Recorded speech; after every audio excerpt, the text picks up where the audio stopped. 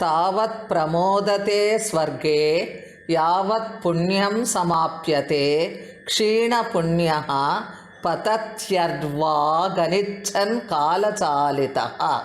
ಮನುಷ್ಯನ ಪುಣ್ಯ ಸಂಚಯವು ಎಲ್ಲಿಯವರೆಗೂ ಇರುತ್ತದೆಯೋ ಅಲ್ಲಿಯವರೆಗೂ ಅವನು ಸ್ವರ್ಗಲೋಕದಲ್ಲಿ ಸಂತೋಷಪಡುತ್ತಾನೆ.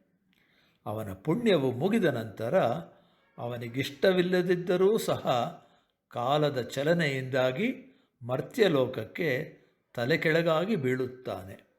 As long as man's accumulation of merit lasts, he will be happy in the heavenly world.